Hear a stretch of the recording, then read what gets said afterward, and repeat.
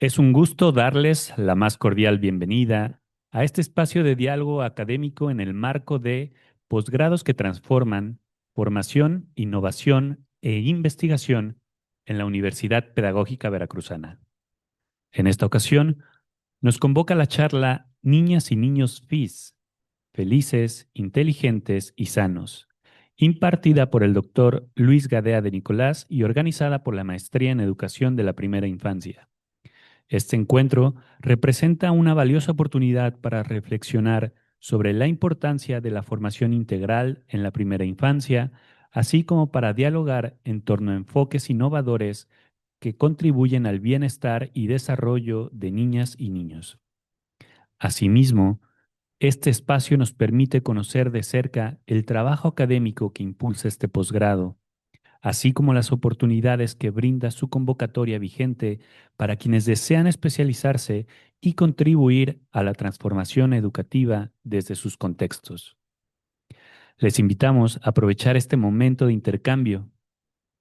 Cedo el uso de la voz a nuestra autoridad presente, el maestro Jesús Abelardo Márquez Morales, que compartirá unas palabras con nosotros. Adelante, por favor.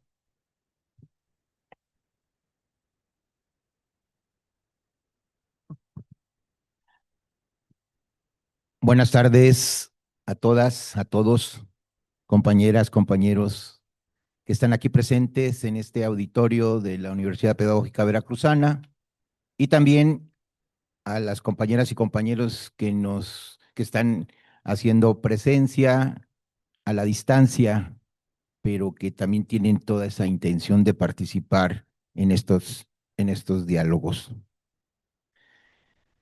Su presencia refleja el compromiso que nuestra institución tiene con la formación de profesionales capaces de incidir significativamente en la educación, en todos los niveles. En este caso concreto, pues estamos hablando de la primera infancia.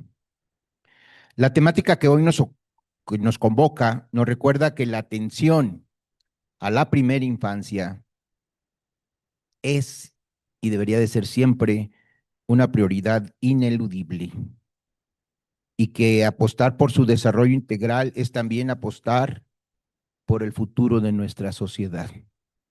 Por ahí dicen, a lo mejor aquí el compañero doctor Gadea me corrige, pero dicen algunos, a lo mejor de manera muy ya coloquial y trillada, que infancia es destino, ¿no? Reconozco el trabajo de la maestría en educación de la primera infancia y sobre todo el trabajo que realiza la coordinadora, nuestra compañera, la maestra Amalia Ballinas, que está aquí presente también en esta mesa, organizadora de esta plática, de esta charla. Mi reconocimiento, maestra, por ese trabajo y por el que desempeña cotidianamente. Lo mismo quiero hacer un reconocimiento a la maestra Andrea, que también está en la oficina de innovación y que también está apoyando todos estos esfuerzos para poder dar estos diálogos aquí colectivamente, ¿no? Entre todos. Se encuentra también con nosotros, está presente la jefa del departamento de posgrados, la doctora María Fernanda Huesca Lince. Gracias también por acompañarnos, maestra. Entonces, en suma, este, todo este equipo está generando estos espacios de reflexión que nos permiten impulsar propuestas formativas pertinentes, innovadoras y sobre todo que tengan sentido social. ¿Sí? No tendría caso que se quedaran por acá en lo abstracto, ¿no? Hay que aterrizarlas y que tengan ese impacto y ese sentido social. A quienes hoy nos acompañan, les invito a seguir fortaleciendo su vocación educativa y a considerar estos programas de posgrado que hoy con estos están ofertando nuestra universidad, la coordinación de maestrías y demás están ofertando como una oportunidad para continuar con ese trayecto formativo que cada una de ustedes tiene y también con su desarrollo profesional y contribuir desde su práctica a la transformación educativa. Bienvenidas, bienvenidos y muchísimas gracias, doctor Gadea, por estar aquí con nosotros, por compartir su experiencia, sus conocimientos, sus saberes con este colectivo que está aquí presente. Muchas gracias y muchas gracias a todos por su presencia.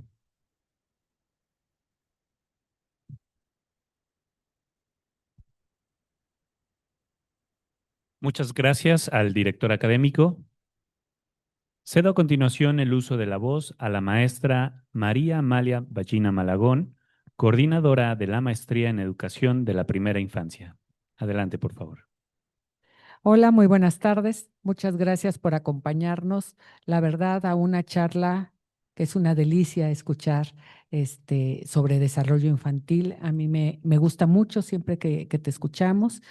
Agradecemos mucho que hayas aceptado esta invitación y pues aquí hay muchas compañeras que te conocen y que no te conocen y que seguramente vamos a disfrutar este momento.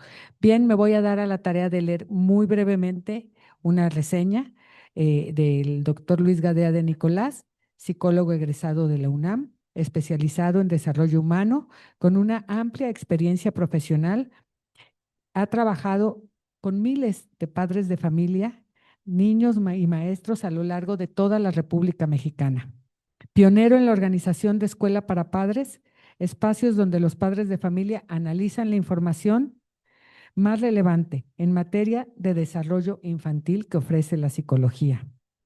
Esto no es todo. La verdad es de que el doctor ha hecho mucha labor en las instituciones, con los padres, con los niños, con los maestros.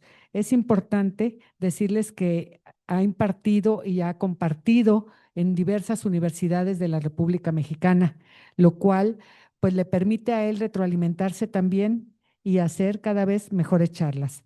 Es también interesante que yo les mencione que en 2018 por encargo de la DGESPE, diseñó una materia de desarrollo y aprendizaje para la nueva malla curricular de las escuelas normales del país. Luis Gadea trabaja en los más diversos ámbitos nacionales, tanto en el medio rural como en el suburbano y también en el urbano, y con todas las clases sociales. En el presente, Luis Gadea actualiza a maestros en los programas PRODEP y forma parte de su padrón de excelencia. Bienvenido. Pues ya, ya.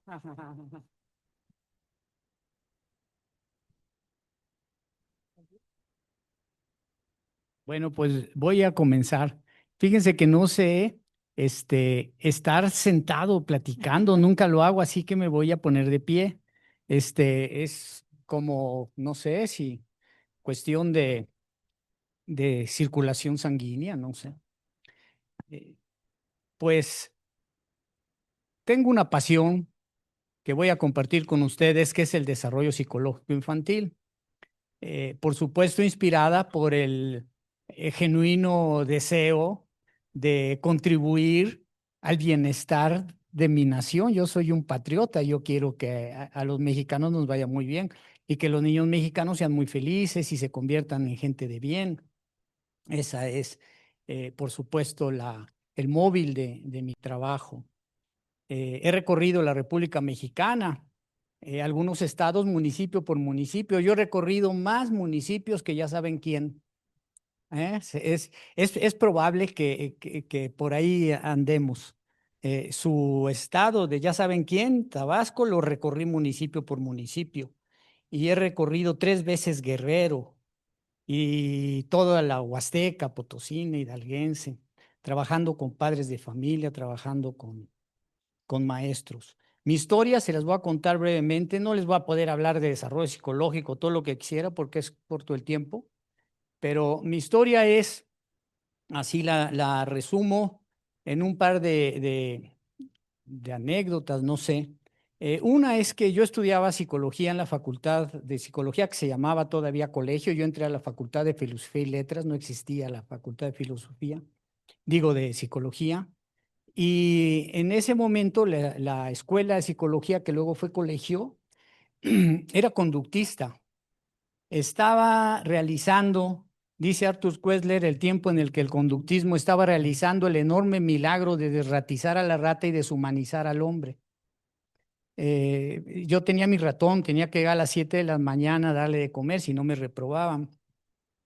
Y en esas estábamos leyendo. Yo vine a Jalapa la primera vez a un congreso de conductismo que trajeron a Cantor al Teatro del Estado hace 50 años. Y en esas estábamos, pero como las aulas de la parte antigua de Ciudad Universitaria son muy grandes, y yo siempre me iba a sentar atrás porque me gustaba conversar con mis compañeritos. Se llama realimentación, ¿no? Feedback. Estar ahí conversando con ellos. Me tocó en suerte sentarme con dos compañeritos. Uno era campeón nacional de ajedrez, un joven que desde niño le había enseñado una tía a jugar ajedrez, y otro que le hacía la barba porque le gustaba el ajedrez, que se llama Carlos Cepeda Tijerina. Carlos Cepeda Tijerina era el estudiante más brillante de la facultad, sin duda.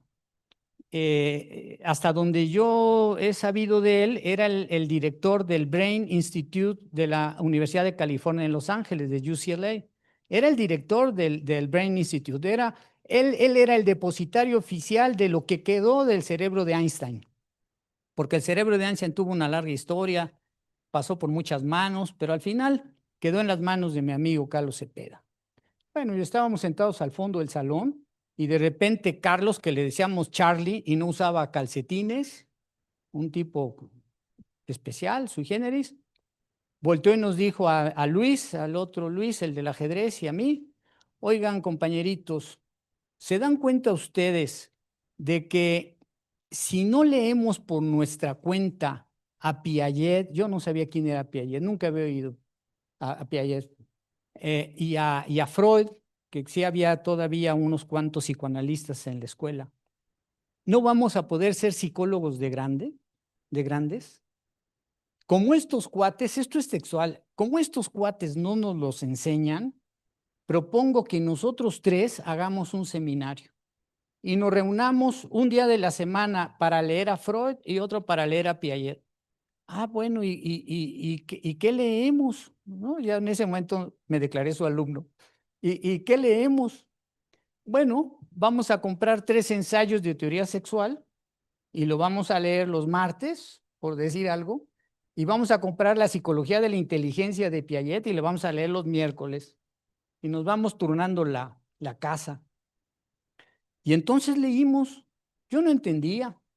Bueno, Freud, pues sí, no sé si era más fácil, quién sabe. No entendía gran cosa. La psicología de la inteligencia es un libro de síntesis que hizo Piaget cuando lo invitaron después de la Segunda Guerra a presentar su teoría en París, el Colegio de Francia, y luego fue maestro de la Sorbona. Nunca un maestro extranjero había dado clases en el Colegio de Francia y en la Sorbona. Y era un libro de síntesis porque no había papel. Le dijeron: haga un libro, pero breve, cortito, porque no hay papel por la guerra. Y entonces ese libro abre, entre otras cosas, preguntándose si la lógica es el espejo de la inteligencia o la inteligencia es el espejo de la lógica. Pues eso yo no lo entendía. Y qué sé yo, no sé, leímos eso. Entonces me enganché con Piaget. Es la mejor cosa que me ha pasado en la vida. Yo soy piagetiano vigotskiano y no creo que se pueda hacer una pedagogía científica si no se es piagetiano y vigotskiano. Tanto Piaget como Vygotsky dicen que es indispensable para hacer una pedagogía científica basarse en la psicología. Y si no conoces la psicología, si no eres ducho en el manejo de la teoría, si no tienes un marco conceptual, que para acabar pronto el marco conceptual son Piaget y Vygotsky, ni uno ni el otro. Cuando Piaget y Vygotsky cumplieron 100 años de su nacimiento en 1996. Los dos nacieron en 1996, son coetáneos. La Universidad de Ginebra hizo un homenaje internacional, pero curiosamente, siendo la Universidad de Ginebra la casa de Piaget, el homenaje se lo hizo también a Vygotsky. Y todos los carteles y la invitación decían: centenario del nacimiento de los dos titanes de la psicología, Piaget-Vygotsky, como las tesis de Einstein y Bohr, ¿no? Que les ponen un guión, porque ni la una ni la otra, sino el afán integrador que está todavía, digamos, en tránsito, ¿no? Todavía se está cocinando eso. Entonces, Piaget-Vygotsky. tuve la suerte de que Carlos Cepeda Tijerina me indujera a la lectura de Piaget. Cuando yo ya salía de la facultad, por fin entró Piaget y se hizo un curso, se convocó a un curso, pagamos los que queríamos, pagamos nuestra entrada al curso y yo me inscribí y pues como a la mitad de la primera sesión, los coordinadores, los organizadores me dijeron, ¿lo quieres dar tú? Porque no sabían. Bueno, yo ya sabía mucho más que ellos, digo, no porque yo sea un chico listo, sino porque yo ya tenía rato leyéndolo y estudiándolo. Y luego se forma en la facultad la División de Educación Continua y el primer director de la División de Educación Continua me dijo, ven a dar el curso de Piaget a la división. El maestro Limón Arce, me acuerdo muy bien del maestro Limón Arce, que fue el primer director de la División de Educación Continua. Y entonces yo di años en esa división. Mi curso era muy bonito porque eran de lunes a viernes y el viernes te pagaban en efectivo, ¿no? La gente se inscribía y te decían, son tantos pesos y toma, te los daban sin más trámite. Y bueno, ya di mi curso, se llamaba Piaget del cognoscitivismo contemporáneo. Para mí era Piaget y más Piaget. Y luego ya apareció Vygotsky, muchos años después, yo no sé si en la década de los 80, a finales, un libro de la editorial La Pléyade, una edición argentina, que tiene fama de ser muy malo, porque esa traducción, ustedes saben el problema de la traducción, ¿no? El que traduce traiciona, pero ese libro lo habían traducido primero al inglés. Y cuando lo tradujeron al inglés, le quitaron todo lo que sonaba marxismo-leninismo y todas las citas que hace Vygotsky de esas cuestiones. O sea, lo purificaron en Estados Unidos y luego de esa edición mala en inglés se tradujo al español y qué sé yo. Pero para mí fue un acontecimiento conocer ese libro. El libro se llama Pensamiento y Lenguaje. Tiene la virtud de que al final tiene un apéndice donde hay una preciosa discusión sui generis en la que las críticas que hace Vygotsky a Piaget las responde Piaget después de 25 años de muerto Vygotsky. Es muy interesante, aunque hay que considerar que Vygotsky, que amaba a Piaget, lo admiraba profundamente, decía que lo que había hecho Piaget era histórico y no sé qué, las había hecho a partir de los dos primeros libros que escribió Piaget, en 1923 y 1924, y los leyó Vygotsky en 1934. Y entonces los critica, pero Piaget le responde y le dice, sí, en esto tienes razón, pero bueno, criticas a un Piaget que ya no existe, ¿no? Porque Piaget primero creía que se podía entender el pensamiento infantil a través del lenguaje. El lenguaje es la vía para escudriñar el pensamiento. Y luego Piaget dice, no, el lenguaje es una condición necesaria, pero no suficiente. El lenguaje hunde sus raíces en el acto motor, en la acción. Primero se construye una inteligencia práctica. Yo les digo a las mamás a veces, a ver, ¿por qué los bebés no hablan? Bueno, les pregunto a ustedes, ¿por qué un bebé en el primer año no habla? ¿Por qué no sabe articular? ¿Por qué es muy difícil poner a punto el aparato fonador? ¿O por qué los bebés tardan tanto en hablar? ¿Por qué un bebé no habla? Bueno, pues yo digo que respondería Piaget. Eso es invento mío, no crean que lo dijo Piaget. Pero pues no hablan porque no saben de qué hablar. ¿De qué van a hablar? ¿No? Primero tienes que constituir un mundo real, ¿no? Nosotros cuando hablamos nos referimos al mundo, entonces si no hay mundo, Vygotsky dice, dos almas que siempre fueran almas no tendrían en lo absoluto nada de qué hablar. Lo que le da contenido al pensamiento es la experiencia vital. Resumiendo, Piaget y Vygotsky, que a veces intento hacer eso en algunas charlas sobre Piaget y Vygotsky, digo algo que no es idea mía, yo se lo oí a un poeta cubano en México en una cosa de poesía que nunca me imaginé que me iba a nutrir ahí con mi piagetianismo. Pero de repente el cubano que no sé de qué hablaba, cuál era el tema de su poesía, dijo en cubano, porque el pensamiento humano, chico, tiene madre y tiene padre. Y yo saqué mi iPhone 25, el blog de notas, a ver qué dice este hombre. El pensamiento humano tiene madre y tiene padre. La madre del pensamiento es la experiencia vital. Ya, sí, me gusta. Puro Piaget. Y su padre es el lenguaje. Y dije, pues ese es puro Vygotsky, porque a Vygotsky le encantaba ese tema. Bueno, entonces Piaget y Vygotsky. Me enganché con eso, todo mi inicio en esa materia fue por mi amigo Carlos Cepeda. Pero luego, suerte que tuve de chamaco, yo vivía en la colonia Cuauhtémoc, a 2 calles del Ángel de la Independencia, y venía yo de Ciudad Universitaria por muy diversos caminos, y a veces me venía por el periférico y bajaba por Presidente Mazarik, una avenida muy bonita. Y entonces pasaba por un lugar que lo veía yo muy elegante, el Museo Pedagógico Nacional, y había que hacer el servicio social. Y entonces un día me estaciono ahí enfrente del Museo Pedagógico Nacional y entro y digo, oiga, ¿aquí qué hacen? Y ya me platican. Me gustaría hacer aquí mi servicio social, pues me quedaba de paso a mi casa, ¿no? Y el director, un hombre fenomenal, en silla de ruedas, con un tanque de oxígeno, un hombre con gravísimos problemas de salud, pero un tipo encantador, fascinante, me dijo, claro, eres bienvenido y te voy a pagar, y te voy a pagar.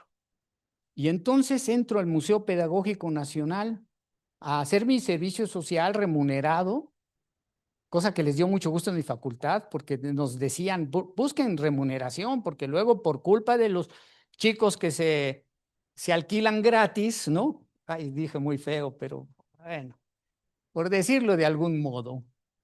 Luego los profesionales no encuentran trabajo, porque, en fin. Bueno, entonces entro al Museo Pedagógico Nacional y tenía yo poco que hacer ahí. Sí nos encargaban cosas, pero había poco que hacer y una biblioteca magnífica que recibía publicaciones periódicas de UNICEF, de UNESCO y de muchas organizaciones así. Y un día sentado en la biblioteca cojo un documento de UNICEF, no sé si de UNESCO, de UNICEF, yo escribí que de UNICEF, no me acuerdo, y decía, el siglo XX va a ser recordado con justicia o debe ser recordado con justicia como el siglo del niño, porque al niño no se le conocía hasta que en el siglo XX sesudos investigadores nos han explicado qué es el niño, quién es el niño, refiriéndose por supuesto a Piaget y a toda esa playa de investigadores. Ustedes saben que Rousseau en el Emilio dice, la infancia se desconoce en lo absoluto. Esa frase es literal del Emilio. La infancia se desconoce en lo absoluto, los niños son adultos en miniatura, todo esto. Y entonces ahí en ese documento decían, por fin el siglo XX nos regaló al niño, sabemos cómo se desarrolla, cómo aprende, todo eso. Así que debe ser llamado con justicia el siglo del niño.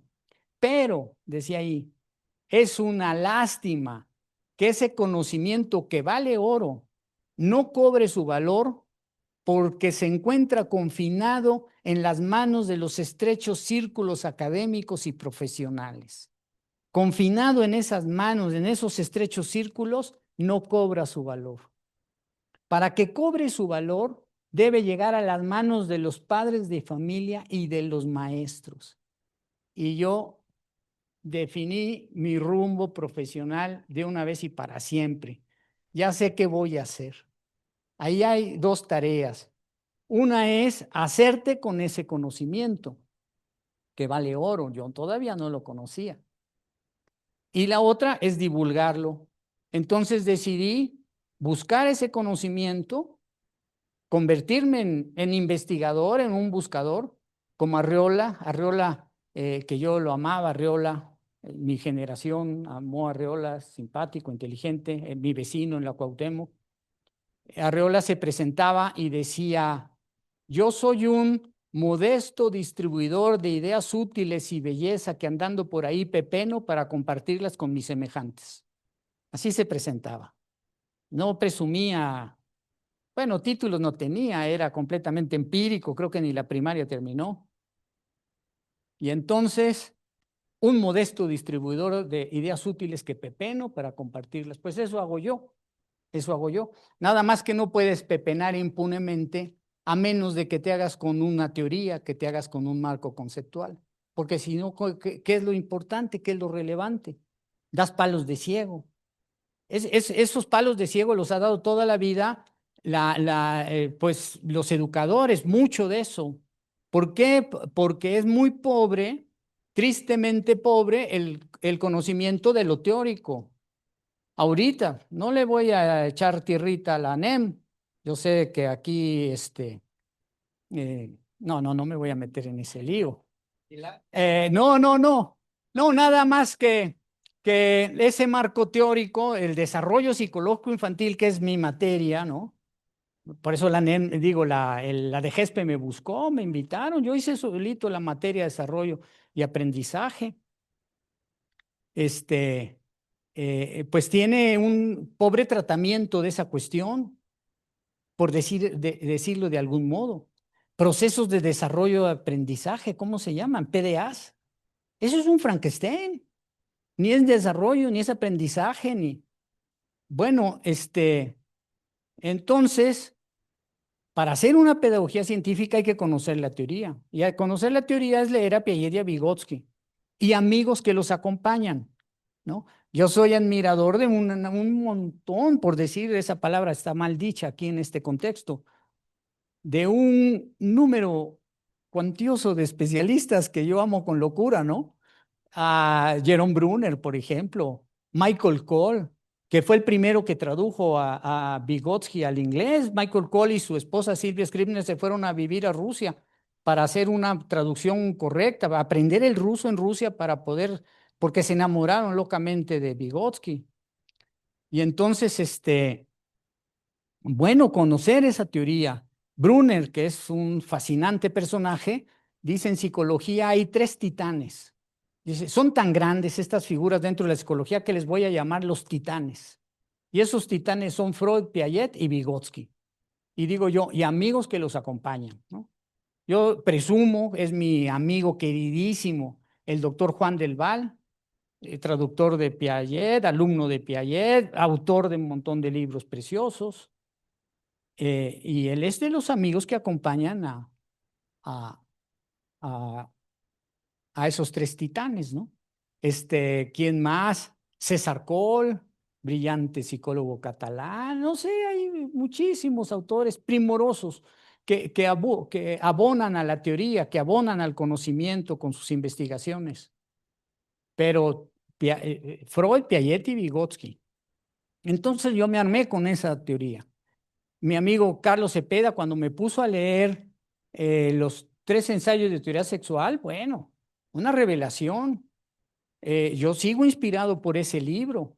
Ahí Freud dice, habla del amor materno, de filia, ¿no? Los griegos hicieron una tipología del amor, de los tipos de afiliación, y dijeron que hay 4, filia, eros, carisma y empateia. En 3 ensayos de teoría sexual, Freud se ocupa de filia y de eros, y ahí dice que las madres son las responsables de que tú tengas deseos sexuales, ¿no? El impulso sexual, eros, lo alimenta lo forma tu mamá, ¿no? Tu mamá te brinda su cuerpo y su ternura, te da leche y te da miel, te da su pecho, que es la pantalla de nuestros sueños, qué sé yo, ¿no? Y te enamoras de tu mamá y surge el deseo, traduces la necesidad biológica de ser amado en el deseo de amar. Y ese deseo de amar es lo que te hace crecer, lo que te hace aprender, lo que te hace vivir, lo que hace que te muevas.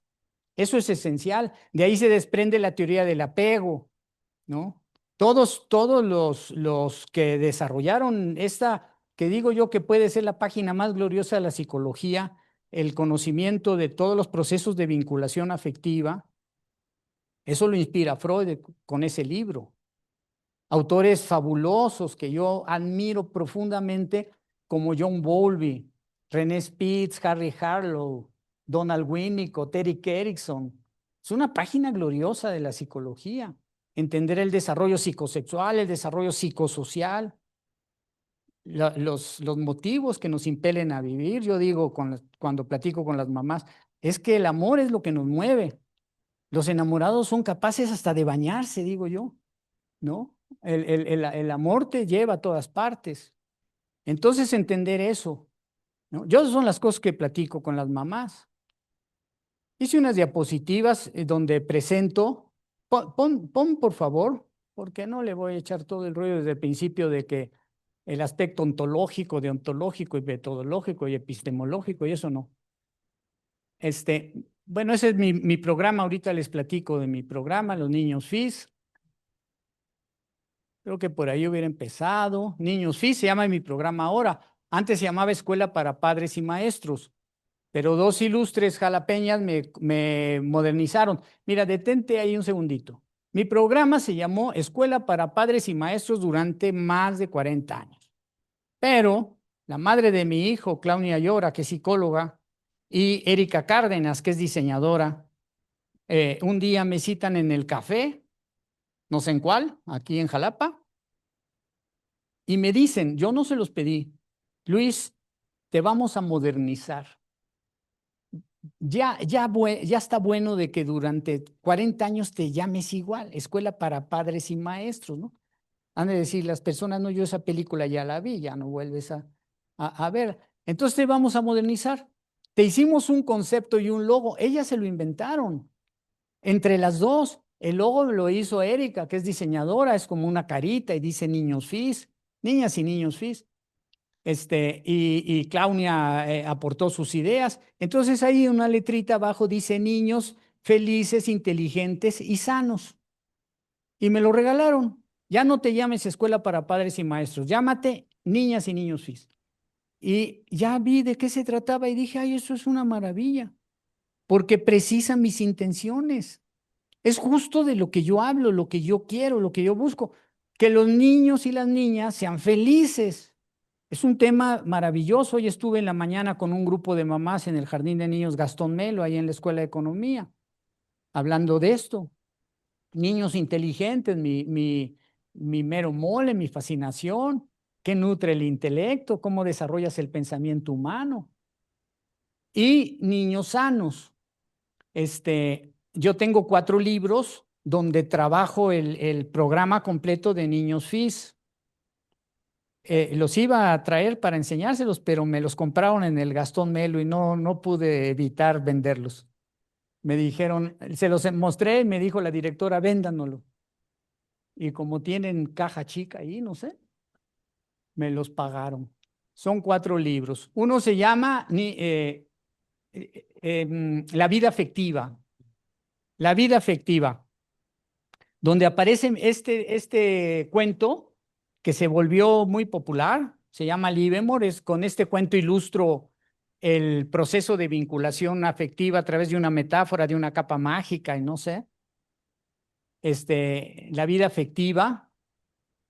Luego un libro que es amarillo, que se llama La inteligencia humana y su desarrollo, que es mucho Piaget, mucho Vygotsky, mucho lenguaje oral, ¿no? A mí una parte de Vygotsky que me fascina es cuando explica, inspirado por Piaget, cómo se desarrolla el pensamiento verbal. Nosotros somos muy inteligentes, pero el ratón que te roba la comida también es muy inteligente. Y el delfín ni se diga, y el chimpancé que come termitas usando una herramienta, o los cuervos, o no sé, hay mucha inteligencia en el mundo animal, pero nosotros pensamos. Y pensamos porque hablamos. Y entonces esto lo explica Vygotsky maravillosamente. Cómo se transita del lenguaje social o comunicativo al pensamiento verbal, pasando por el lenguaje egocéntrico que descubrió Piaget, que Vygotsky le echa todas las porras del mundo, pero dice no lo explicó bien. Y yo lo voy a explicar con su equipo fabuloso de compañeros, todos históricos, Alexander Luria, Alexei Leontiev, todos estos señores que son históricos, Elkonin, Zaporozhets, no sé, y explicaron a través de estudios experimentales cómo se desarrolla el pensamiento verbal y qué significa el lenguaje egocéntrico, que los niños preescolares hablen para sí mismos, que acompañen sus juegos con verbalizaciones, dice Vygotsky. Dice, cuando nosotros pensamos, hablamos para nosotros mismos, pero el lenguaje que nos dirigimos a nosotros mismos no tiene la misma sintaxis que el lenguaje que le dirigimos al otro. La sintaxis del pensamiento es una sintaxis predicativa. No nos decimos lo que ya sabemos. En España hubo un especialista en esto que era fabuloso, simpático, el doctor Ángel Rivière, también era especialista en autismo, se murió muy joven, y decía, cuando estás pensando y estás hablando para ti mismo, no te dices lo que tú ya sabes, porque como tú y tú mismo son íntimos, pues tú no te dices lo que ya sabes. Pero cuando estás pensando, hablas para ti mismo. Otra sintaxis, una sintaxis predicativa que obedece a varias leyes, a la omisión del nombre propio, a la de la predicación, al predominio del sentido sobre el significado, no sé cuántas leyes enunció Vygotsky al respecto. Si le vas a hablar a tu mamá porque tu hermana te regañó en la mañana, porque te dice, oye, no le has hablado a mi mamá, ya se quejó, ha estado malita y no la has saludado, y entonces dices, le voy a hablar. No dices, le voy a hablar a mi mamá porque está malita, porque mi hermana me dijo, porque ya me regañó. Nada más te dices a ti mismo, le voy a hablar. Vygotsky en Pensamiento y Lenguaje da un ejemplo del señor que está en la esquina esperando el camión porque tiene que ir a Banderilla, por decir algo, y está en, no sé, por ahí en alguna esquina esperando ese camión, y lo ve venir y lee que dice Banderilla y nada más se dice a sí mismo, ahí viene. ¿Verdad? Ahí viene. Es lenguaje, pero es un lenguaje con una sintaxis particular, predicativa, breve. Bueno, saber eso es fabuloso, ¿no? Vygotsky, entre otras cosas, porque su tema central era la conciencia humana, ¿sí? ¿Qué es la conciencia? Yo todos los días busco un videíto de neuroeducación. Me decepcionan. Sí, que si el cíngulo y el lóbulo prefrontal, ¿no? Y la conciencia, que es su materia consentida. Y dicen algunos atrevidos que la conciencia surge en los lóbulos prefrontales por los millones, trillones y billones de conexiones neuronales, ¿no? Y no, estoy bien, mira. Mil gracias. Y no explican nada, ¿no? Y Vygotsky dice, no, la conciencia es contacto social con uno mismo. Somos conscientes porque podemos charlar con nosotros mismos. Y porque además de tener un cerebro prodigioso, desarrollamos otra cosa que es absolutamente prodigiosa, que son sistemas simbólicos de comunicación, sistemas de representaciones que llamamos lenguas o idiomas. Y con esos sistemas fabulosos, simbólicos, nos podemos comunicar. Y entonces tomamos conciencia de quiénes somos. Bueno, no sé. Niños inteligentes. Y tengo un libro rojo que se llama Niños Educados, donde hablo de la escuela, de cómo debe ser la escuela, mi juicio. Ya saben, digo, hay 3 clases de escuela. La que quiere emancipar, liberar, humanizar. La escuela neoliberal de la mal llamada reforma educativa y todo ese asunto, ¿no? La escuela neoliberal que quiere esclavizar, ¿no? Y un tercer tipo de escuela que no sabe lo que hace y está perdonada por eso, porque no saben, no tienen ninguna intención, ni emancipar ni enajenar, pura inercia.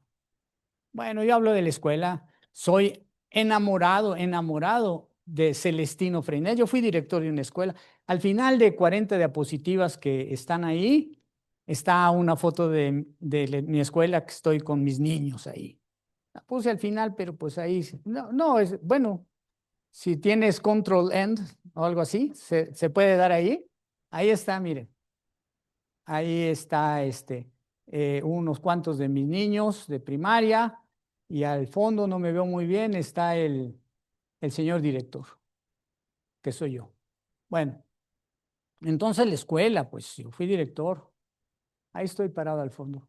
¿Y qué hacíamos en la escuela? Pues a amar a Celestino Freinet. Hacíamos todo lo que decía Freinet. los cuadernos de los alumnos, los paquetes, hacíamos intercambios con niños de toda la República, el paquete Freinet, cosas maravillosas.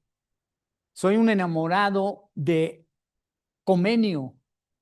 Un día me puse a hablar maravillas de Comenio en la Universidad Cristóbal Colón en Veracruz y me regañaron, porque la fundó José de Calasanz, que es contemporáneo de Comenio. Nada más que Comenio era pastor protestante y ellos son católicos. Y me dijeron, ¿y por qué aquí viene a citar a Comenio en lugar de a San José de Calasanz? Y dije, bueno, porque me equivoqué.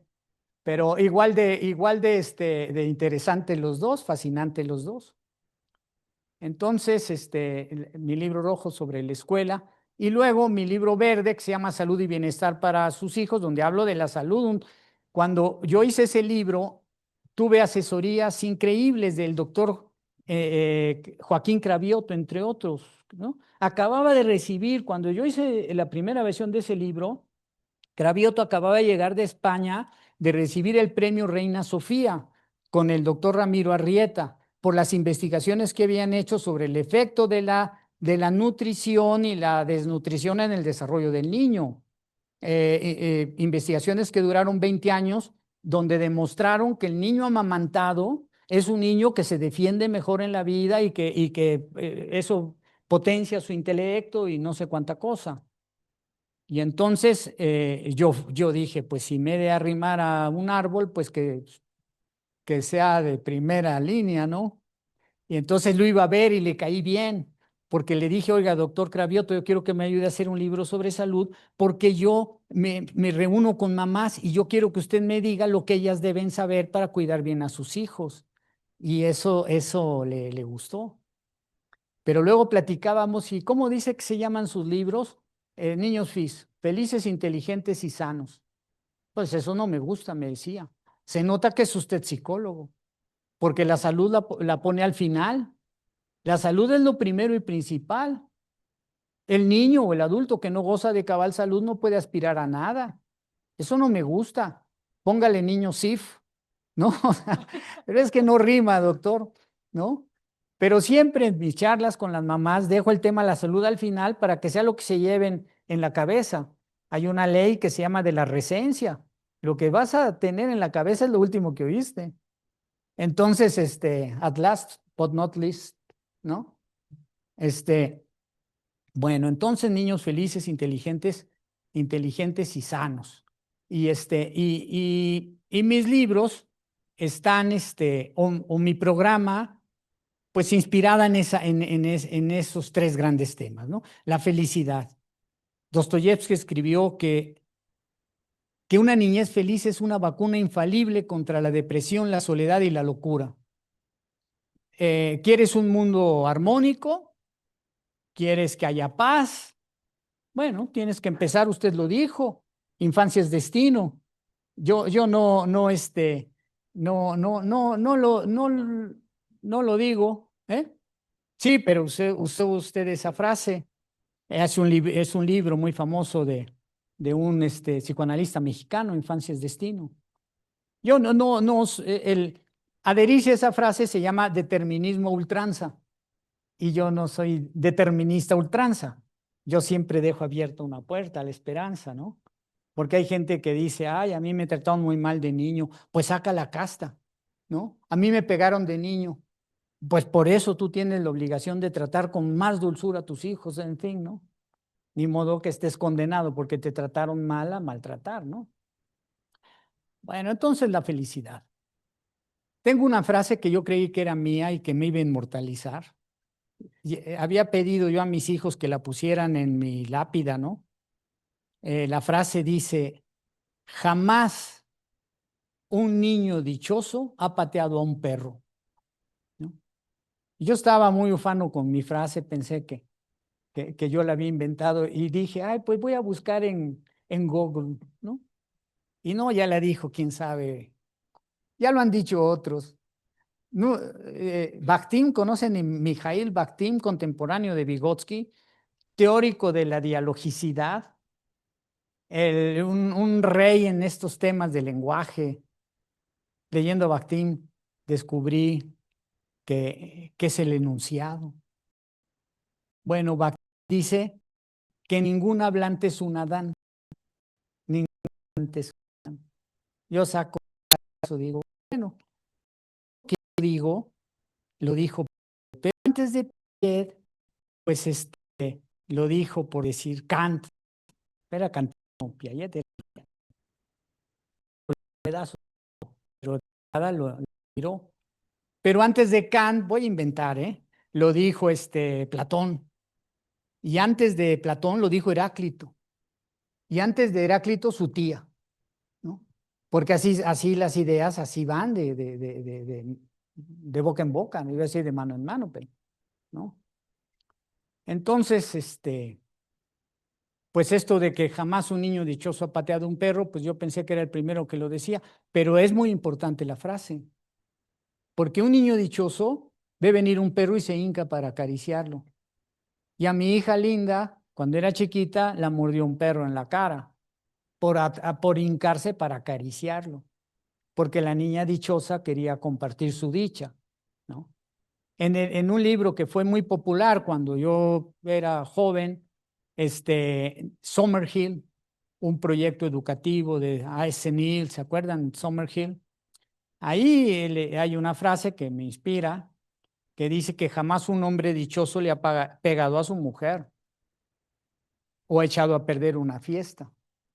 Jamás una mujer dichosa ha fastidiado a sus hijos o a su marido.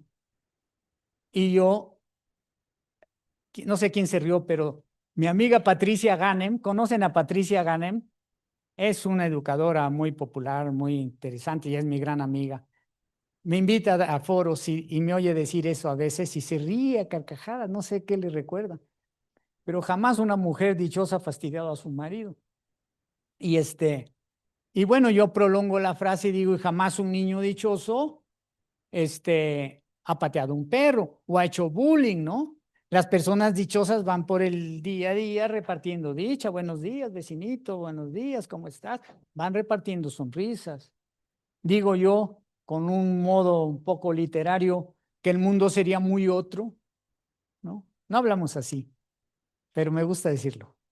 El mundo sería muy otro si fuéramos dichosos, porque repartiríamos dicha todo el tiempo, en todas partes. No habría guerras. Bueno, a lo mejor sí, porque las guerras las hace la ambición, ¿verdad? La guerra es robo a mano armada. Bueno, entonces, la felicidad. Niños que reciben amor. ¿Y la felicidad en qué se basa? ¿En dónde se finca la felicidad? En el amor. En el amor. El niño que lo quieren mucho, yo a veces me pongo de ejemplo de ese niño.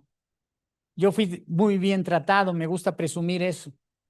Mi mamá era muy simpática y me quería mucho. Mi papá era fantástico y me quería mucho.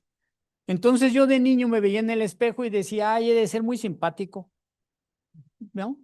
Me he de merecer todas estas caricias, porque eso es lo que sucede. Eso es lo que sucede. Si te tratan muy bien, tus amigos, te trata bien la gente, pues te reconoces valioso y simpático, ¿no? Te ves al espejo y te caes bien. Eso se llama el amor propio. Del amor propio, porque como yo soy pietiano, mis estadios, mis fases, ¿no? Del amor propio transitas al amor verdadero. Sullivan, un psicólogo norteamericano, definió el amor verdadero cuando el bienestar y la felicidad del otro importan más que la propia. Ese es el estado de amor verdadero. Con dos que se quieran bien, con uno que coma basta, ¿no? Yo a las mamás les invento historias y les digo, mi hijo Emilio y yo, sobre todo cuando, bueno, todo el tiempo, pero cuando era niño, pues vivimos en Coatepec y viajamos a México cada rato. Tenemos amigos, parientes, somos chilangos. Entonces, yo le decía a mi hijo Emilio, vamos a ir a México, hijo. Ya compré los boletos de ADO. Así que dime de qué quieres tu torta, voy a comprar tortas. Y por favor, agarra un suéter. Y el niño volteaba y me decía, yo no tengo hambre. No, te pregunté que de qué quieres la torta. Y agarra un suéter, pero es que tengo calor, que agarres un suéter, ya saben, se pone uno bravo, ¿no? ¿Y por qué? ¿Por qué el énfasis? Porque en Perote voltea a tu hijo y te dice, tengo hambre.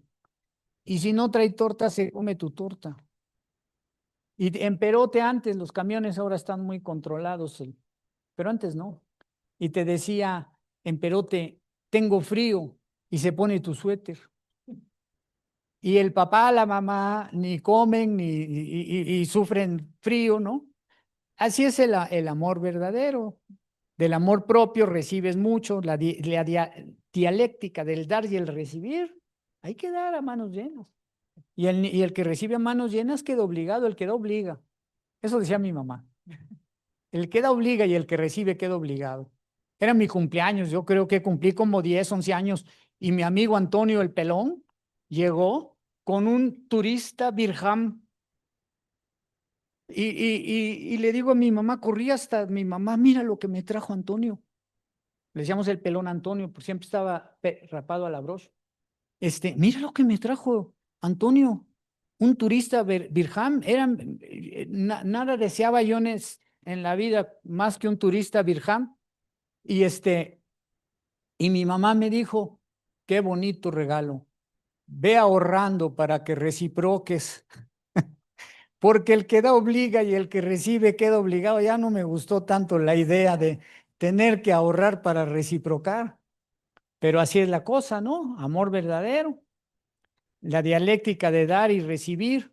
Y luego leyendo a Comenio, sí les dije que amo a Comenio, sí, ya les dije, me enteré de algo leyendo a Comenio, de una forma de amor superior a todas las demás que se llama el amor cósmico o universal, que es cuando además de amar al prójimo, amar al otro, también amas al lejano y al distante. Esas son las expresiones que usa Comenio. No basta con amar al prójimo. Tienes que seguir creciendo hasta ser capaz de amar también al lejano y al distante. Y entonces, pues de eso hablo yo con las mamás, del amor, ¿no? El amor es una cosa esplendorosa. Y si tú amas a tus hijos, a tus alumnos, educas con amor, es el lema de los maristas, me gusta. Mi hijo Luis estuvo en un colegio de hermanos maristas y su lema muy bonito de su fundador, su santo fundador, Marcelino Champañate, es solo el amor educa. Es muy bonito el lema. Y entonces, ese es el tema central. Ya, cuando empiezo a hablar de esto, ya siento pálidos a Piaget y a Vygotsky. Primero es el amor. En el principio fue el amor. Y luego, pues sí, inteligencia y todo eso que ya les platiqué. Deploro que la NEM tenga ignorado a Piaget, a Vygotsky, se contentan como si con eso bastara con mencionar la zona de desarrollo próximo. No digo nombres porque soy muy discreto, pero hablé con uno de los artífices, de los que salen en la tele hablando de la nueva escuela mexicana. Y dijo en la televisión, me lo dijo a mí un día en el ISUE, ahí en la UNAM. A mí me lo dijo, pero lo oí en la tele diciendo Urbi et Orbi, ¿sí? Para el magisterio mexicano. A mí no me gusta Piaget, porque es lo mismo, el niño que toma el mercado, que el niño que siembra en el campo, pues no son niños distintos, los campesinos, otros comerciantes, ¿no? En el aspecto sociocultural hay diferentes conceptos, pero hay un aspecto que es el que le interesaba a Piaget, en el que sí son iguales, como sujetos epistémicos, ¿verdad? Los dos pasan por los mismos estadios y tienen que primero desarrollar una inteligencia práctica y luego aprender a hablar y luego interiorizar y no sé, esos procesos son universales. Se llama niño universal, sujeto epistémico. En los otros no, hay tres niños, de hecho hay tres niños, ¿no? El sujeto epistémico, el niño en contexto sociocultural, que habla una lengua indígena o no sé, que vive en un pueblo, vive en una ciudad, que vende tomates o lo siembra, y hay un niño que yo llamo de carne y hueso, ¿no? que se llama Pedro y tiene 2 hermanitos, o un niño que se llama Juan y es de carne y hueso y no tiene hermanos. Y a uno lo quieren mucho y al otro no, y a uno le dan desayunar y al otro no, y a uno lo peinan y al otro no, ¿no? Son 3 niños, el de carne y hueso, el niño histórico, ¿no? En su nicho de desarrollo, todo eso, y el niño como sujeto epistémico, el niño universal que estudió Piaget. Bueno, entonces a Piaget no lo citan, su nombre no aparece en ninguna bibliografía, ningún texto. Vygotsky dice, es el más grande. Y eso que leyó 2 libros, los primeros que escribió y que luego Piaget ya dijo, me arrepiento de haberlos escrito. Y con eso Vygotsky se quedó deslumbrado. En fin, nada como esos 2 autores, conocerlos a fondo para darle sentido a la práctica. Les voy a dar un ejemplo. Otro de los estadios así, de las, ¿cómo diré? Procesos de desarrollo que yo explico, tienen que ver con la identidad personal. Entonces digo que los niños atraviesan por 4 fases, ¿no? La primera es cuando superan el estado original de indiferenciación, ¿no? Y el niño se ve en el espejo y se reconoce. Piaget, en su libro El nacimiento de la inteligencia, presenta un gráfico donde, que creo que por ahí está, pero no sé, sería como por el 8, 9, por ahí, donde dice que el niño al nacer no sabe que existe ni sabe que existe un mundo externo, ¿no? Y entonces la primer gran hazaña intelectual del niño es constituirse, reconocerse, establecer la dualidad básica que se llama, la dualidad es yo y tú, yo y el otro, yo y no yo, ¿no? Eso es lo primero, la dualidad básica. El niño, dice Piaget, cuando nace y en sus primeros meses de vida, está en un estado que se llama indiferenciado, adualista, sincrético, todos esos nombres. Pero gracias al diálogo, eso lo explica muy bien el doctor René Spitz en el primer año de vida del niño. Al diálogo sin palabras, ¿no? El niño llora y viene la mamá, ¿y por qué estás llorando si te acabo de dar de comer? Y el niño todavía no habla, ¿no? Pero la mamá le interpreta todos sus gestos y hay una comunicación gracias a la competencia comunicativa de la mamá, ¿no? Eso, si el niño pide pan y se lo dan, porque así les explico a las mamás. Si el niño pide pan y no se lo dan, que es el abandono, o le dan pan sin que lo pida, que es la sobreprotección, pues no pasa nada. Pero si hay diálogo, si hay un ciclo de acciones y reacciones, el niño logra esa hazaña mayúscula de diferenciarse del otro. Yo y tú, yo y el otro. Pero luego el niño aprende a hablar. El niño aprende a hablar. Y gracias a que habla, y esto lo explica muy bien Vygotsky en su obra maestra que se llama Pensamiento y Lenguaje, pero que los expertos dicen se debería llamar, los rusos dicen, en realidad se debería llamar en español Pensamiento y Habla, porque Vygotsky no se refiere al lenguaje como un sistema de representaciones, sino al hecho concreto de que el niño hable. No es lo mismo el lenguaje que el habla. Bueno, Fernández de Saussure eso lo aclaró muy bien, ¿verdad? Entonces, el niño empieza a hablar y cuando empieza a hablar y se oye, transita de yo y tú a yo sé, yo pienso. Altair, no sé si conozcas a Yaluana Llora, que es pedagoga, su hija Altair, linda niña. Tenía 4 años, estábamos comiendo. Hablo de la importancia de la teoría, de conocer esto. Estábamos comiendo, una mesa de muchos adultos, muy animada, y la niña ahí tenía 4 años. Y de repente la niña, listísima que es, soltó los cubiertos y volteó y le dijo a su mamá, mamá, ¿puedo decir perro en mi cabeza? Mamá, ¿puedo decir perro en mi cabeza? Y yo solté los cubiertos y me fui a buscar un cuaderno para apuntar eso, para que no se me olvidara. No tenía iPhone todavía. Entonces, Altair, pregunté en la edad exacta de Altair, años, meses, dijo, mamá, ¿puedo decir perro en mi cabeza? Eso es el equivalente al cogito cartesiano. Pienso, luego existo. al decir perro y de percatarse de que en su cabeza decía perro, se percató de muchas cosas, de que tenía cabeza. Gracias al lenguaje. Para transitar a este segundo nivel en el que yo sé, yo pienso, necesitas por fuerza palabras, lenguaje. Pero luego, bueno, aquí entra la teoría, porque imagínense que yo no hubiera leído a Vygotsky, yo no hubiera oído a Altair decir, puedo decir pero en mi cabeza, porque todos los demás que estaban en la mesa no la oyeron, y si la oyeron no le concedieron ningún interés, importancia, ninguno. Yo me volví loco. Así me sulibellé, decían los del Palacagüina, ¿no? Dije, ¿qué cosa? Bueno, pero cuando yo estaba en esa escuelita, a la hora del recreo, los adultos nos mezclamos con los niños en el recreo para cuidarlos y de repente oigo en el recreo a dos niñas de 4 años paradas atrás de mí, las oigo que le dice una a la otra, ¿jugamos? Venían llegando al patio, empezando el recreo, ¿jugamos? Y le dice la otra, sí, jugamos, ya saben, son seductoras, ¿no? El tono, la prosodia, ¿jugamos? Sí, jugamos. ¿A qué jugamos? Pues yo quiero jugar a las señoras, dice una.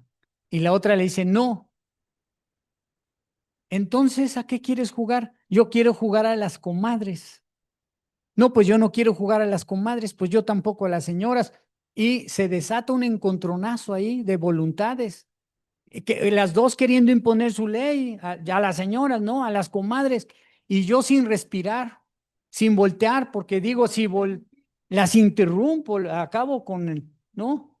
Ya saben que la física cuántica, el observador modifica lo observado y esas cosas que dicen, yo no volteé, yo me quedé así quieto, pero fíjense, ahí estaba transitando esas dos mentes de yo sé a yo sé que tú sabes. Sí, teoría de la mente, el tercer nivel de intencionalidad, ahí lo tengo, miren. Yo sé que tú sabes. El primero, gracias al diálogo sin palabras, el niño pide pan y se lo dan, ¿no? El segundo, entra el lenguaje, sin lenguaje nos transitamos al segundo nivel, necesitamos hablar para que transitemos a yo sé, yo pienso, yo y mí mismo. Y luego el tercero, necesitamos al otro para el encontronazo con la voluntad del otro. Y entonces transitamos a yo sé que tú sabes. Y luego a través de la primaria y todo eso, al llegar a la adolescencia, al entrar a la secundaria, ya estamos instalados en yo sé que tú sabes, que yo sé que tú sabes y y que tú sabes que yo sé y todo eso. Ella sabía que yo sabía que me quería. ¿Para qué se hace guaje? Entonces son cosas preciosas esas, pero las significa la teoría. Y si no conoces estas cosas, pues no te enteras. Ahí tienes a los niños diciendo tal o cual cosa sin que seas capaz de significar sus gestos. Y entonces, pero cuando los maestros conocen esta teoría, se vuelven locos de contentos cuando ven esas cosas, como me pasaba a mí, ¿no? O con 1000 gestos. Dices, mira qué interesante, mira, ya está. Yo organicé en San Luis Potosí una liga de fútbol con preescolares. Exitosísima, 2 canchitas preciosas de pasto que yo los sembré, fui a los jardines de niños, convencí que hicieran equipos de niños y niñas y vi cientos, sin exagerar, de juegos de niños preescolares de fútbol. Teníamos una categoría de 4 a 5 y una de 5 a 6. Y vi cientos de partidos. Yo hacía todo ahí, yo pintaba la cancha, yo pitaba, yo hacía todo ahí. Entonces, si alguien sabe de qué son capaces de hacer en una cancha de fútbol los preescolares, soy yo. ¿Saben qué no pueden hacer? Dar un pase. Dar un pase. Cogen el balón y se van en tropel contra el marco enemigo, en tropel. Y cuando pierden el balón, vienen de regreso el tropel y empujan el balón hacia adelante. A veces tienen la habilidad para un dribbling, que le sale un jugador y lo driblan. Había niños fabulosos, como Maradona, como Messi, que podían driblar a 2 o 3. A mí me fascina eso. Pero de repente, ya niños grandecitos, frisando los 6 años, daban pases. Hubo un gol de un niño que se fue por la banda, se entró y entró el otro y metió gol de cabeza. Bueno, yo casi me desmayo de la emoción. El papá se desmayó de la emoción, llegó a abrazarme. Usted me acaba de regalar el mejor momento de mi vida. El papá del niño que metió el gol de cabeza. Bueno, entonces, ¿qué significa que den un pase? Pues que están en la etapa, diría Piaget, de la lógica, de las operaciones concretas, que hace posible la coordinación de esfuerzos, la cooperación. Bueno, es importante, ya, colorín colorado. Trabajar como maestro sin conocer la teoría del desarrollo psicológico, que es lo máximo, muy superior a la neuroeducación y eso, porque va más allá de la maduración de las funciones ejecutivas. Porque les digo que oigo a los neurólogos ¿y cómo maduran las funciones ejecutivas? Jugando. Pues sí, pues eso me imaginaba yo. Bueno, entonces mi caballo de batalla con los maestros es, éntrale a la teoría. Frases de Gramsci, de Lenin, no hay nada más útil que una buena teoría. Si quieres ir lejos, hazte con una buena teoría. Si no tienes un marco conceptual, das palos de ciego. Y eso le está faltando a la nueva escuela mexicana, ese marco conceptual. Piaget lo citan como la teoría organicista o algo así, no mencionan su nombre. Vygotsky muy poquito. Yo digo que la materia, renunciar a la psicología a la hora de diseñar un sistema pedagógico es renunciar a ejercer una pedagogía científica. Vygotsky y Dixit. Son palabras literales de Vygotsky y las mismas usa Piaget, el mismo concepto. Renunciar a a la psicología al diseñar un programa pedagógico es renunciar a la práctica de una pedagogía científica. Entonces, la materia sin cuate es el desarrollo psicológico infantil. ¿Sí? Por el lado de lo afectivo, la teoría del apego, Erik Erikson es un gigante, sus 8 edades del hombre. Yo le he sacado un jugo a esas 8 edades del hombre. Por ahí está la diapositiva de las 8 edades del hombre. Los estadios de Piaget que dicen en el programa sintético de la NEM que los estadios no son confiables y que no son verdaderos o no sé qué. ¿Yo saben cuántos niños he evaluado? Yo organicé un servicio que se llamaba Detección Temprana de Déficit de Desarrollo. Funcionaba en la Ciudad de México, recorríamos las escuelas y más de 20 años fui a un jardín de niños año con año en el puerto de Veracruz, al Peciolino, evaluar a los chiquillos que egresaban a la primaria. Yo evalué a los niños en muchos aspectos, pero evaluaba el pensamiento lógico, matemático y todo esto, con pruebas tipo Piaget y también con una prueba muy bonita de Vygotsky, con la que Vygotsky estudió el proceso de formación de conceptos, que se llama el método de la doble estimulación, con bloques de madera, con una sílaba sin sentido abajo, y el niño tiene que ir formando colecciones no figurativas. Bueno, yo he constatado eso en 500 niños, nunca he encontrado otra cosa que lo que dice Piaget, nunca jamás. Eso es ciencia, eso es ciencia. De repente me encuentro con que no, ya, el otro día en la normal de educadoras en México, me dice la directora, oye, le dije, invíteme a hablar de Piaget. Bueno, pues no sé, porque aquí los maestros dicen que Piaget ya es un anacronismo. Bueno, pues ojalá lo digan después de haberlo leído, porque si lo dicen así nomás, porque si tienen alguna razón para decirlo, ¿no? En una maestra en Villahermosa, en un colegio inglés de Villahermosa, a la hora de la evaluación que la dirección promovió, escribió, ay, no sé, este señor que invitaron a hablarnos de Piaget, un señor que ya tiene muchos años de muerto y que investigó niños que ya no existen, ¿no? El niño de Neuchâtel, de hace 100 años, pues sí, es que jugaba a las canicas, porque Piaget describe mucho a los niños jugando a las canicas. un juego non para que aprendas a ponerte de acuerdo con el otro, a respetar la regla. Jugando a las canicas aprendes a respetar la regla. Y si aprendes a respetar la regla, cuando crezcas vas a ser capaz de respetar la ley. Ojalá todo el mundo jugara a las canicas. Bueno, yo me vuelvo loco hablando de esto. Y yo digo colorín colorado y les doy la palabra. Me gustaría oír sus comentarios, alguna pregunta. Al fin que si no sé, voy a decir que no sé. No, lo que ustedes quieran. Yo me vuelvo loco con esto, me encanta. Ahí están las 8 edades del hombre. Eso es lo máximo. Las 8 edades del hombre de Erik Erikson es un trabajo de una sabiduría infinita, infinita. Yo me imagino que Erikson se sentó a escribir eso, es parte de su libro de Infancia y Sociedad, que es uno de los 10 libros. Un día en una librería en Los Ángeles, una librería primorosa en Los Ángeles, había en la sección de psicología en la pared escrito los 10 libros más importantes de la historia de la psicología. Y uno de los 10 libros que figuraban en esa lista era Infancia y Sociedad de Erik Erikson. Las 8 edades del hombre, digo yo, que me imagino que Erikson en plena madurez escribió eso.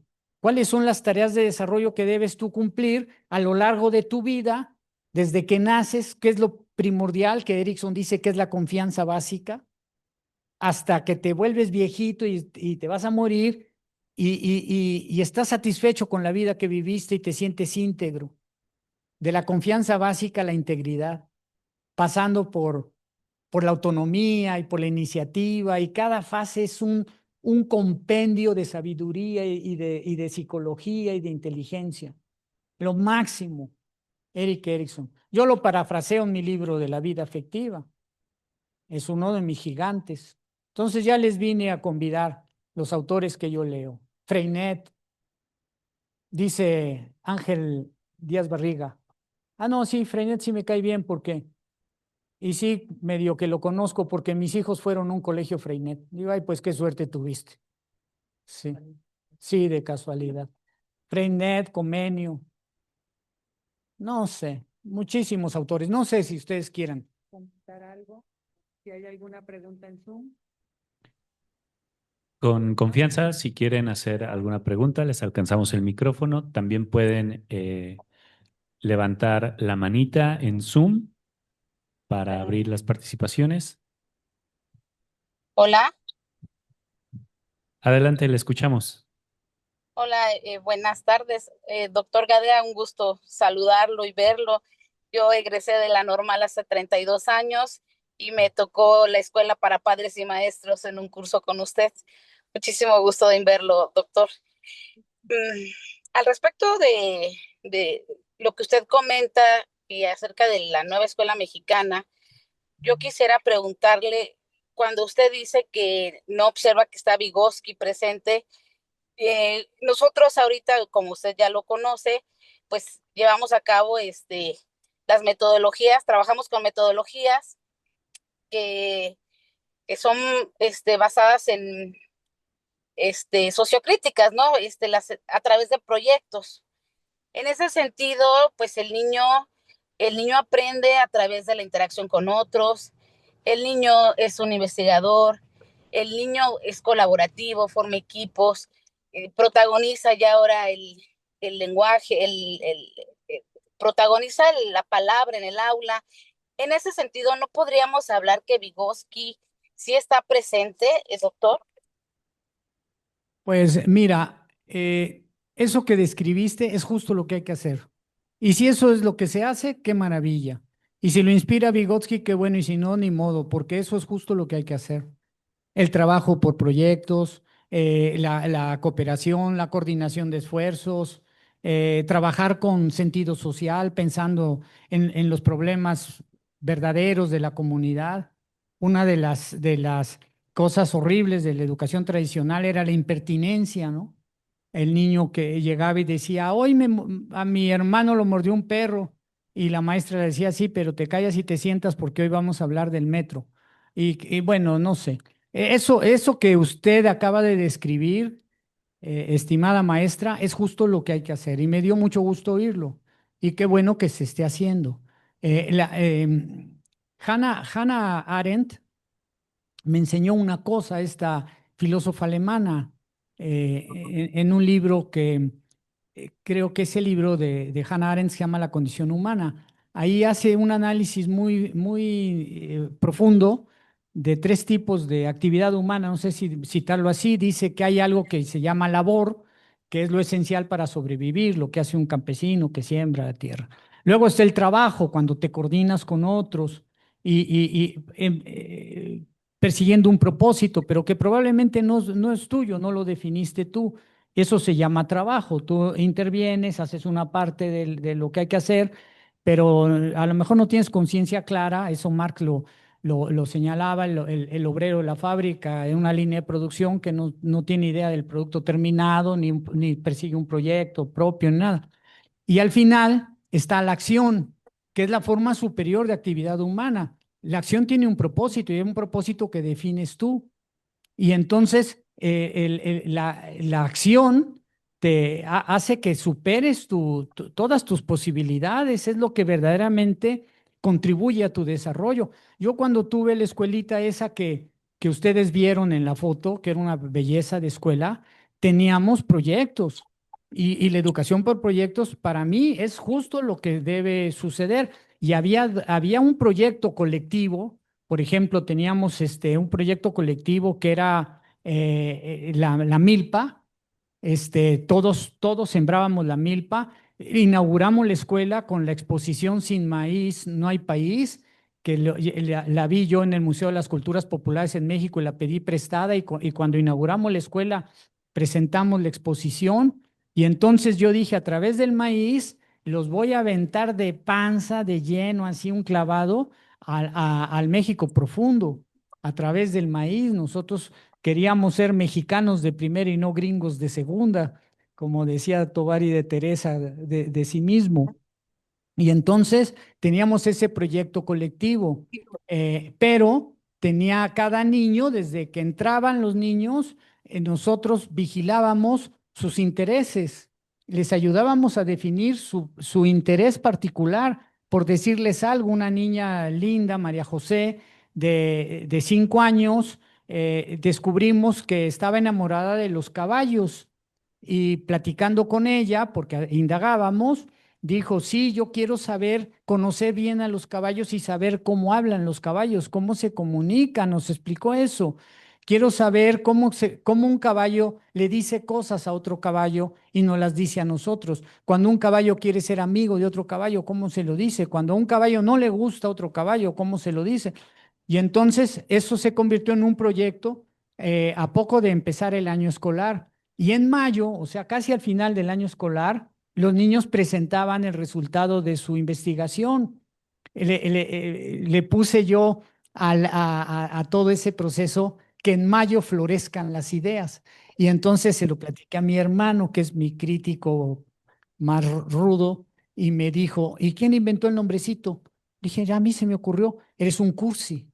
Qué nombre más cursi, que en mayo florezcan las ideas. El caso es que los niños investigaban todo el año y había niños apasionados por la astronomía y niños apasionados por los animales, el colibrí, el delfín, los tiburones y niños, claro, un montón de niños chiquitos enamorados de los dinosaurios. Yo no sé qué vínculo haya entre los preescolares y los dinosaurios, pero enloquecen con los dinosaurios. Y entonces una niña enamorada de las piedras, al punto que yo iba de viaje y le traía una piedra y le compraba piedras para nutrir su interés, porque el maestro eso es lo que tiene que hacer, nutrir los intereses. Y entonces un día llegó la mamá y me dijo, oiga, le quiero pedir, maestro, ya sé que le cae bien mi hija, que ya no le regale piedras, porque ya no sabemos dónde ponerlas, ¿no? Entonces esa niña, bueno, un niño especial, voy a decir un nerd, no voy a decir su nombre, pero un nerd, un niño de esos de otro planeta. ¿Saben sobre qué investigó todo el año? Sobre el arte barroco. Un niño de quinto año de primaria. Su proyecto fue el arte barroco y su papá lo secundó y se iban a Puebla y puebleaban y iban mucho a la ciudad de Puebla a documentar el interés del niño, a recorrer iglesias y altares barrocos. Y el día que llegó felizmente, el día que presentó el resultado de su investigación, nos convidó mole poblano, una olla de mole poblano sin carne, sin presas, diría mi madre que sabía de cocina, sin presas, pero mole y tortillas. Y entonces, nos dijo, este es un ejemplo magnífico de arte barroco, el mole poblano. Bueno, entonces, investigar proyectos, eso está muy bien. Y si eso está haciendo la escuela mexicana, entonces, retiro lo dicho, qué maravilla. Pero que lean a Piaget, que lean a Piaget. Perdón, maestra. Gracias, doctor.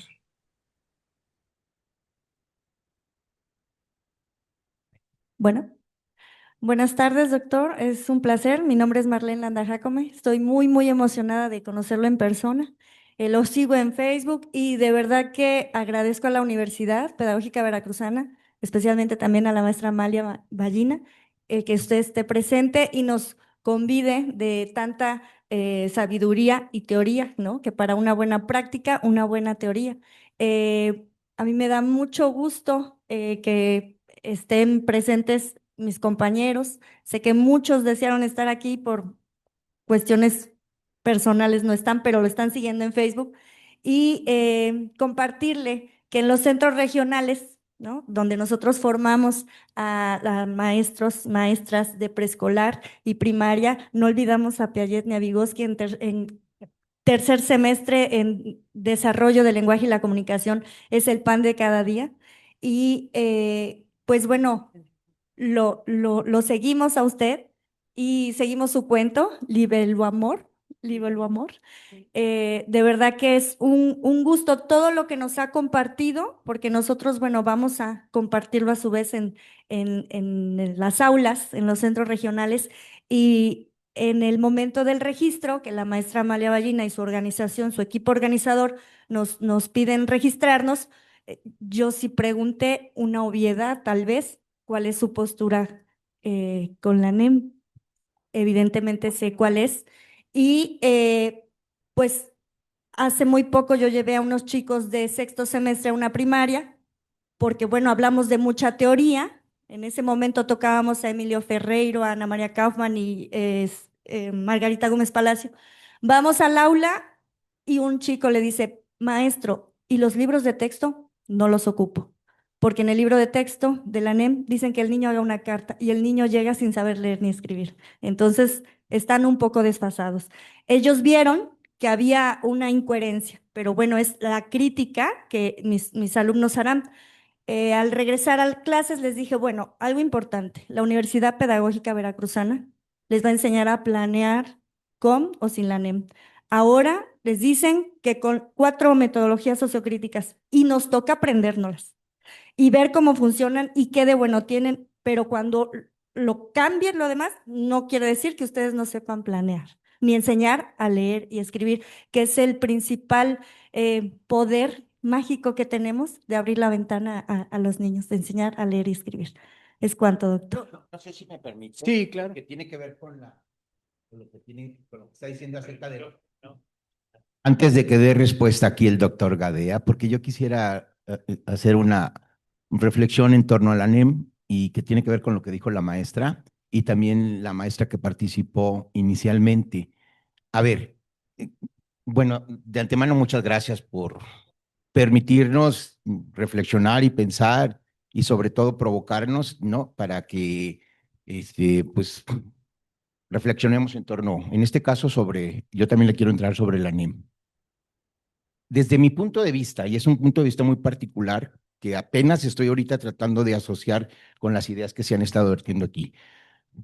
¿Por qué no aparece literal y textualmente Piaget en la NEM? ¿Y por qué Vygotsky sí? Bueno, yo digo que Vygotsky sí, y coincido con la maestra que habló al principio. En primer lugar, desde mi punto de vista, Piaget nos dice qué es lo que pasa como buen epistemólogo que es Piaget, nos dice cómo construye el niño el conocimiento, pero aquí en su mente.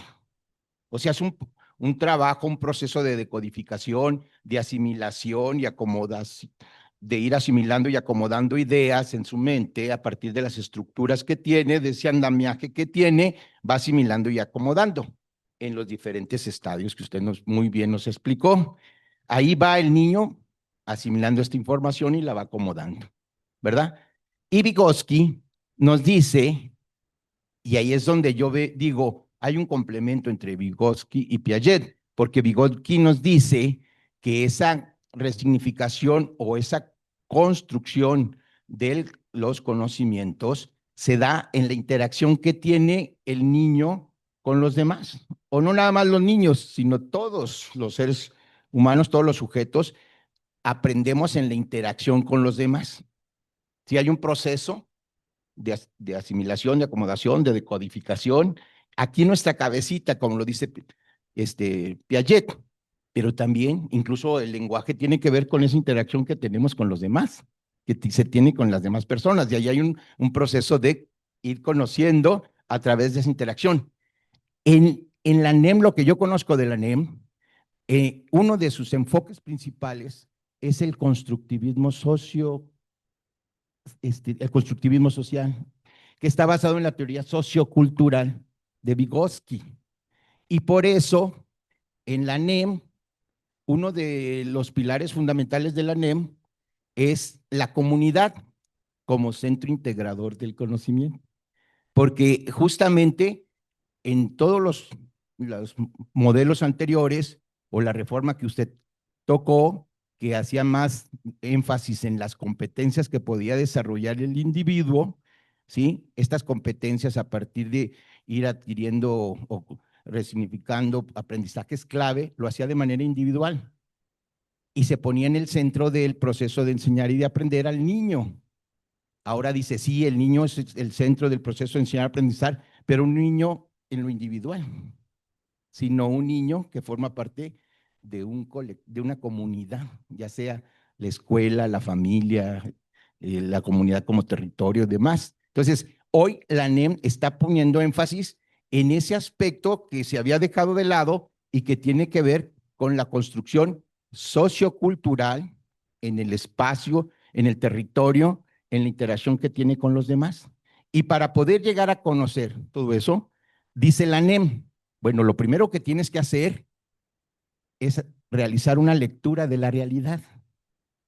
¿Sí? Haces una lectura de la realidad y a partir de esa lectura de la realidad, de tu contexto, de tu territorio, vas a codiseñar, pero no lo vas a hacer tú solo, lo haces con tu grupo, con tu colectivo de maestros, de compañeros, y vas a codiseñar un programa que le llama analítico, en donde vas a incorporar no nada más lo que dice el programa que viene de la federación, que está hecho para todas las entidades del país, sino lo vas a contextualizar a partir de esa lectura que hiciste de la realidad y de tus alumnos de carne y hueso que tienes ahí, que viven en condiciones socioculturales determinadas y que en esa interacción es donde a partir de identificar, incluso ellos dicen, a partir de identificar problemas, tú vas a desarrollar estos proyectos de lo que hablaba la primera compañera que participó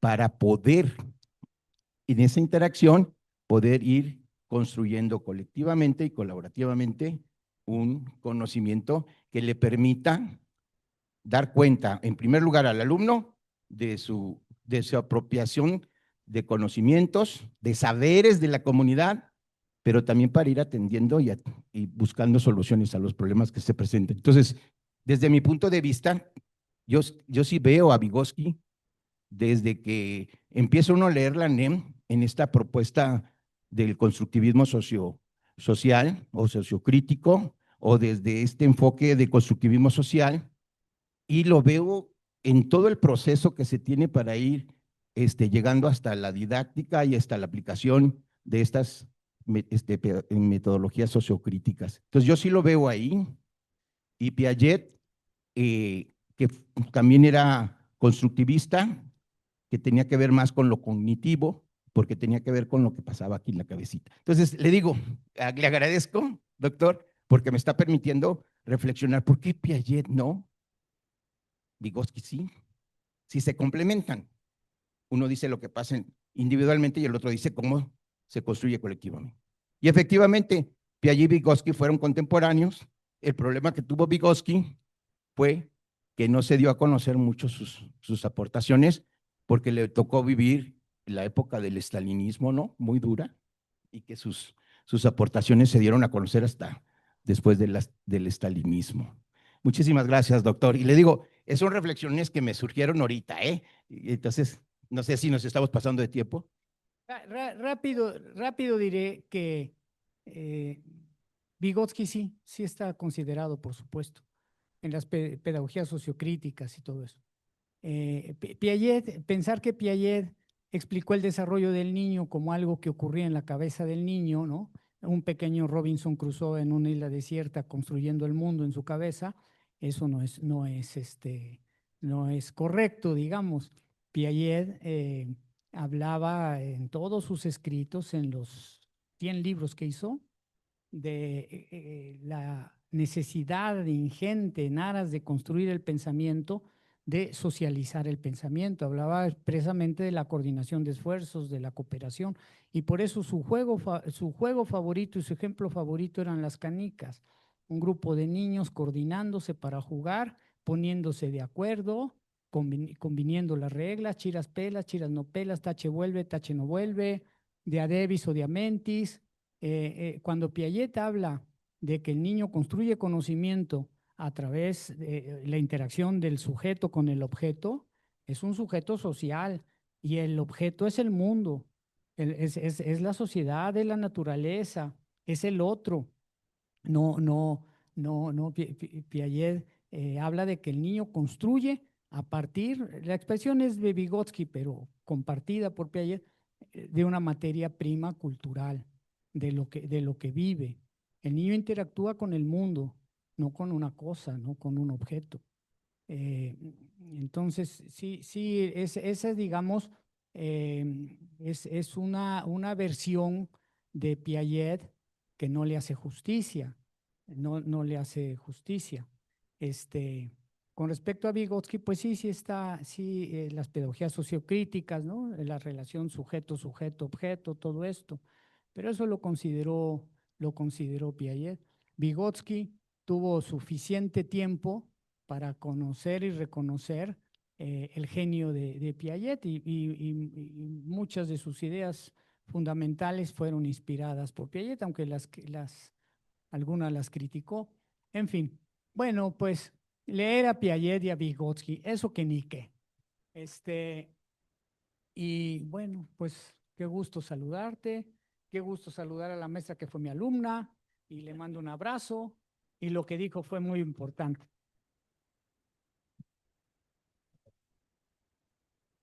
Muchísimas gracias. A continuación, invitamos al director académico a hacer entrega del reconocimiento.